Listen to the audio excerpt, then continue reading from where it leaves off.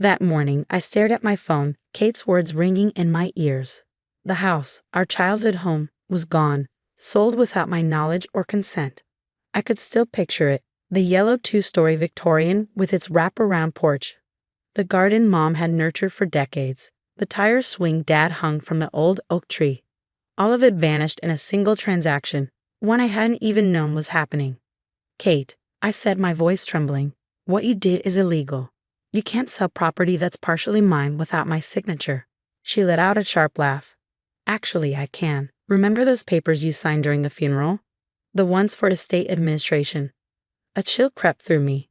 3 months ago, when we buried Mom and Dad, both gone within weeks of each other, Mom from cancer and Dad from what the doctors called a broken heart, I'd flown home for the first time in 5 years. Kate had managed everything, the funeral, the paperwork. Between viewings and burial, she thrust a stack of documents at me, saying they needed signatures immediately. Those were power of attorney documents, she said, smugness dripping from her tone. You gave me full control over the estate, totally legal. The weight of betrayal pressed down on me. I sank into my office chair, grateful for the solitude of my small accounting firm. You tricked me, I whispered, while we were burying our parents. Oh, spare me the theatrics, Kate snapped. You gave up your right to an opinion when you abandoned us. 5 years, Sarah. 5 years while I stayed here and took care of everything. Where were you? Off living your best life in Chicago, too busy to even visit for Christmas. Her words stung because they weren't entirely wrong. I'd left desperate to escape the endless comparisons to my perfect older sister. Kate had always been the golden child, class president, cheerleader, the one who married her high school sweetheart and never left town. I was the rebel, the one who dared to want something different. I sent money, I said defensively. I offered to help hire a nurse. Money isn't the same as being here. Kate cut me off. You didn't see what I went through, watching Mom waste away while running my business, helping Dad with his meds when he didn't even know my name some days. No, Sarah, you don't get to judge. I closed my eyes, flashes of memory surfacing. Mom healthy and happy, planting roses in the garden. Dad in his workshop, the scent of sawdust filling the air. And the guilt, the relief I'd felt every time I hung up after another tense call about visiting. How much? I asked finally. How much did you sell it for? $450,000, she said. The market's insane right now. The buyers paid cash. The number hit me like a punch. Our parents had bought that house for $85,000, pouring their dreams into it for 3 decades, and Kate had sold it like it was nothing.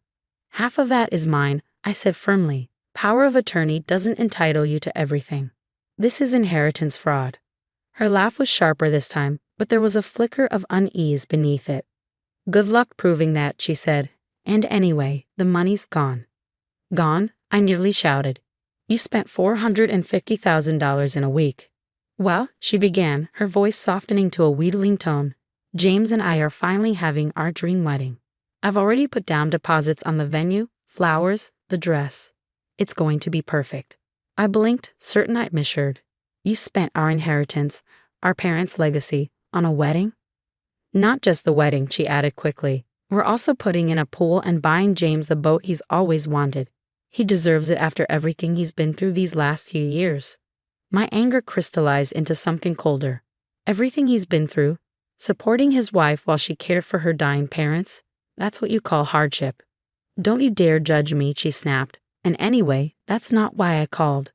The thing is, some of the bigger payments are coming due, and I'm a little short. I was hoping. I waited, incredulous. I was hoping you could help out, she finished. Just a loan. $30,000 should cover it. A laugh burst out of me, bitter and humorless. Let me get this straight. You sold the house behind my back, blew my half of the money on a wedding and a boat, and now you want me to bail you out. It's what Mom and Dad would have wanted, she said, her voice adopting a familiar, sanctimonious edge. Family helps family. Family doesn't steal from family, I shot back. The answer is no, not just no, hell no. You'll be hearing from my lawyer. Your lawyer? Her confidence faltered. Sarah, come on. Don't be like this. We're sisters. No, I said quietly. Sisters don't do what you did. Goodbye, Kate. I hung up before she could respond, my hands trembling as I pulled up my browser to search for estate lawyers. A memory surfaced. Mom's voice, weak but resolute, during one of our last calls. "I know why you left, sweetheart," she'd said. "I understand. Just remember, truth always comes out in the end." Looking at Kate's messages, pinging one after the other, alternating between threats and pleas, I realized Mom had been right. The truth was out. It just hurt more than I'd expected. Opening my email, I began typing. "Dear Mr. Roberts, I'm writing regarding a case of inheritance fraud." This time, I wasn't running away. 2 weeks after uncovering Kate's betrayal, I found myself back in Cedar Grove for the first time since the funeral. The familiar streets felt strange, as if the memories had been rearranged in my absence. Driving past what had once been our home, I saw strangers' cars in the driveway and new curtains in the windows. The sight turned my stomach. I parked at the Riverside Inn, the town's only decent hotel, where I had booked a room for my meeting with Daniel Matthews, my lawyer. Daniel had flown in from Chicago at my request, aware that the small-town politics here might muddy the waters. Kate's husband, James, was part of one of Cedar Grove's most influential families. I needed someone impartial and unshakable. As I checked in, the desk clerk, Mary, lit up with recognition. "Sarah Mitchell, it's been ages. So sorry about your parents." And Kate, how the whole town's buzzing about her big wedding plans. Of course they were. I forced a polite smile, collected my room key, and retreated upstairs before the conversation could sting any further. Later that evening, my phone rang. The caller ID displayed a number I didn't recognize. "Hello?" "Sarah, it's Linda Thompson, from next door to your parents' house." Linda. She had been our parents' neighbor for decades, a steady presence in their lives when I hadn't been. "I saw you drive by today," she continued. "I wasn't sure whether to call, but after what Kate did, your mother would have wanted you to know. Can we meet?" Curiosity and dread warred within me, but 20 minutes later, I was sitting across from Linda in the hotel restaurant. She looked older than I remembered, her hands fidgeting with a napkin. "I've been holding onto this since your mom passed," she said, pulling out her phone. "She asked me to record something 3 days before she died. She was too weak to write, but said it was important." Linda hit play, and my mother's voice filled the space between us, weak but resolute. "Linda, I need you to witness this. Kate, the house belongs to both my girls equally. Sarah must agree to any decisions about it. Promise me, Kate. Do right by your sister." Kate's tearful response followed. "I promise, Mom. I swear." I stared at Linda, my mind racing. She knew what Kate was planning. I whispered. "There's more," Linda said, her tone grave. "The night your father passed, Kate brought him papers to sign. He was so medicated he could barely hold a pen. I saw her guiding his hand. The implication hit me like a slap. She had him sign over the house while he was dying." Linda nodded, guilt etched into her expression. I should have said something sooner. Then last week, I overheard Kate and James laughing in their backyard about how easy it was to trick you. My hands trembled as I called Daniel. "We need to add witness testimony and pursue criminal charges," I said. "This isn't just fraud, it's exploitation." The next morning, I walked into the law office where mediation had been arranged. Kate was already there, her hair and makeup immaculate, James at her side. Her confidence faltered when Linda walked in behind me. "What's she doing here?" Kate demanded. "Providing evidence," Daniel said calmly, setting a recorder on the table. He played the audio of Mom's final wishes. Kate's face drained of color, and James turned to her, his expression darkening. "You told me Sarah agreed to everything," he said, his voice low. "You said she signed off on selling the house." Kate stammered, panic creeping into her tone. "I did what was best for us. For the family." James stood abruptly. "If you involve me in fraud, Kate." His unfinished threat hung in the air as he stormed out of the room. Kate turned to me, desperation replacing her usual smugness. "Sarah, please. You don't understand. The vendors are expecting payments. The wedding's already announced. James's family." "Should have thought of that before you lied and stole," I cut in. "My lawyer has a settlement offer. Void the sale, surrender your share of the proceeds, and pay damages. Otherwise, we proceed with criminal charges." Tears welled in Kate's eyes. "Criminal charges? But I'm your sister." "Yes," I said quietly, You are. And that's what makes this betrayal unforgivable. I stood gathering my things. You have until tomorrow to decide. Oh, and you might want to start canceling those vendors. Something tells me James's family won't be footing the bill. As I walked out, I heard Kate's sobs echo behind me. A part of me wanted to turn back to console the sister I'd once idolized, but that part was drowned out by the years of hurt and her recent betrayal. Later, Linda texted, "Your mom would be proud. You did the right thing." I looked out the hotel window at the town I used to call home. Justice was finally within reach, but the cost of the truth weighed heavily on me. 6 months flew by in a whirlwind of legal battles, sleepless nights, and a constant undercurrent of exhaustion. But in the end, the settlement was finalized. Kate had been forced to void the fraudulent house sale, repay every stolen cent, and cover punitive damages. The numbers were staggering. $450,000 from the house sale and another $200,000 in damages. To pay it all, she sold her own home. Last I heard, she was living with a cousin in Milwaukee. Her engagement to James shattered after his family uncovered her lies. I sat in my Chicago apartment, staring at the final statement from my lawyer. The weight I'd been carrying for months felt lighter, though not entirely gone. Just as I set the papers aside, my phone buzzed with a call. Linda Thompson. "The new owners of the house want to meet you," she said. "They've been fixing it up, and I think you should see what they've done." That's how I found myself back in Cedar Grove, standing on the porch of my childhood home.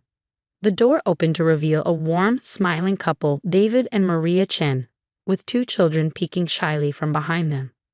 "Please come in," Maria said, her voice kind and welcoming.